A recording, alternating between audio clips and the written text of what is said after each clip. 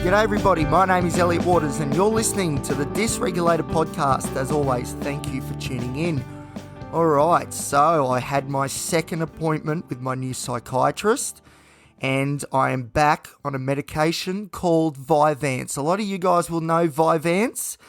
It is the long-acting form of dexamphetamine and it's prescribed for the use with ADHD. Very good for honing in that attention.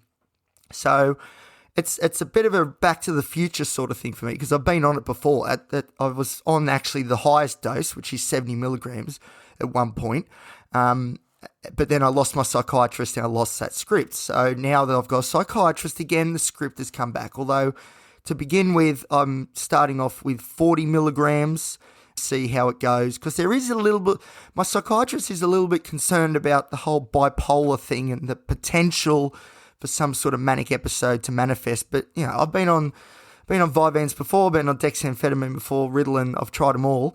And for the most part, I think everything was well controlled. And the excitement that I get from having Vyvanse isn't because it's an amphetamine, it's razzing me up. It's because it's allowing me, it's unlocking my potential. It's allowing me to actually get things done. And getting things done is a great, great feeling. And that's been a very hard feeling to find for a little while now. But back on and, I'm starting to feel a little bit of that sort of reward pathway doing its thing, the dopaminergic system. I'm starting to feel that that's sort of coming back again, which is nice. So very quick, I've done an episode on ADHD. And in it, I talk about how it is quite often, you could say, a disorder of boredom. And it's very much to do with dopamine. So dopamine's the reward chemical. When you're doing something that is building towards a greater you, that feeling is dopamine. Even when you're doing the washing, you're doing the washing, but it's a task that needs to be done and I'm really happy I'm doing it. This is good. I'm on top of things. That's great.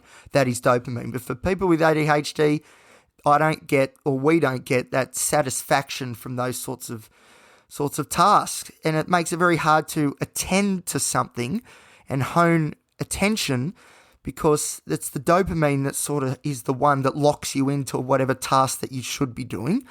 And if you don't have that, you don't lock in and you just jump around looking for, and that's the thing. This is why substance abuse and impulsivity is so huge with ADHD, because that's how and other ways in which you can get a hit of dopamine. And we are starved of dopamine and often will do whatever it takes to get some.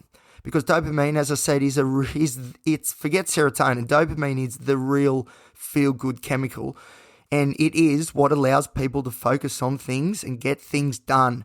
And when you've got ADHD, you ain't focusing very well and you ain't getting things done. And then that causes all this stress as well. So anxiety is a huge part of ADHD because whether it's conscious or subconscious or not, it doesn't matter. You know that you should be doing something and you're unable to do it. And that feeling of being unable to do something is very, very disempowering and can cause a lot of anxiety and stress, obviously, and depression as well. That's why ADHD is very much I would say, a disorder of lack of, utility. It's a real sort of tangible disorder, I would say. It's very much about doing tasks, doing chores, being orderly, tangible, real life sort of points. But the inability to do that stuff fosters the depression and anxiety because you're scared that it's like, I've got all these uni assignments I should be doing, or I've got all these things at work I should be doing, but I just can't focus and get it done. That is very stressful.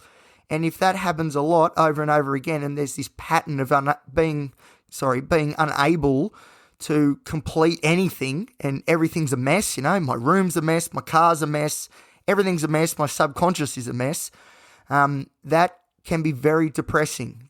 The feeling of not having the tools or the capability to get whatever it is that you need to do to get it done, that is a terrible, terrible feeling. As I said, very disempowering, and there is no dopamine in that, let me tell you, definitely not. So there you go. So Vyvanse, so what Vyvanse does, and dexamphetamine and Ritalin, methylphenidate, all these stimulants, they mostly increase two neurotransmitters. One is norepinephrine, which is a bit of the fight or flight sort of thing. And the other one is dopamine. So that's why Vyvanse is prescribed, because amphetamine is really good, as we probably know, is really good at boosting those dopamine levels. Of course, when taken in a way that is not prescribed, it can cause problems. Too much dopamine can cause lots of things like psychotic episodes, or just this idea that life is perfect and I can do whatever I want and I'm being impulsive and oh no, I just did something super bad and I finally figured out that, wow, that dopamine wasn't actually earned, and because of that, I've done something which is not in keeping with my meaning and purpose and where I want to be, and that's a bad feeling. It is a bad feeling. So the story is, back on the Vyvanse, 40 milligrams, a lowish dose to start off with, but the idea is that if needed, which I think it's going to be, the Vyvanse dose will go up a bit.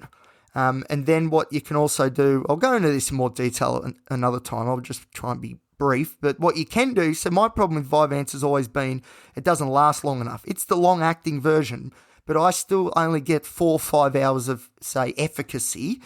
And obviously, a normal day it works 8 hours, and I do stuff outside of work that still works. So, I need to be going. And without the dopamine, it's very hard to get any of that done. So the Vyvanse is great, but it just doesn't, for me at least, it doesn't last long enough. So the idea is some dexamphetamine, which is the short-acting, lasts about 2 hours, have 1 or 2 of them to sort of prolong the effects of the stimulant medication. So that's the plan, but we're going slow and steady to begin with, just to make sure everything's in order and as it should be. And then in, I think it's 2 months, me and my psychiatrist and I, will reevaluate how things are going and have a look at dosages and all that sort of stuff as well. So it's good news. I'm glad to be back on the medication. I am. There are some side effects that I will be potentially worried about that I'm going to look for. I'm going to go through like I said, these medications in more detail soon. But for now, it's good to be back on the Vyvanse. I know I need to be controlled on it, and it needs to be used as a tool. And that's the thing. Again, like ADHD, it's very tangible. Like I said, tools and sort of task orientated and black and white. And Vyvanse is a medication that is very much like a tool. It doesn't build up over time like an antidepressant does, for example. It is, right, I need to get this stuff done now. Take the Vyvanse. All right, we're locked in. Let's go. I need to be careful, because what I used to do when I was on it, so I used to I would have spoken about this years ago on the potty, but I used to go to uni when I was doing my thesis, and I'd be super anxious going there because, it was just so stressful, all that sort of stuff. And I used to have the Vyvanse at home because it would give a little bit of euphoria and sort of get me out of that sort of slump and get me moving in the car driving. But the problem is often in the past that when it is kicked in, when the amphetamine is kicked in, it's when I'm driving, listening to music, and all of a sudden I'm super focused on singing and driving around and around and around, and I struggled to get to uni because the Vyvanse was working. It went off too early. I went off too early. It started to kick in too early. It needed to kick in once I was sitting at the computer opening up, my Word document and getting stuck into it. But I never used to time it very well, and often I would get stuck in this loop of just driving around Newcastle over and over again, singing Oasis and AC/DC songs over and over again, because the focused on the wrong thing, and that's something I've got to be careful of as well, because like I said, it's not like an antidepressant. It doesn't build up over time. It is very much in the moment, right, let's go, and you need to be in the right moment when it kicks in. All right. That'll do.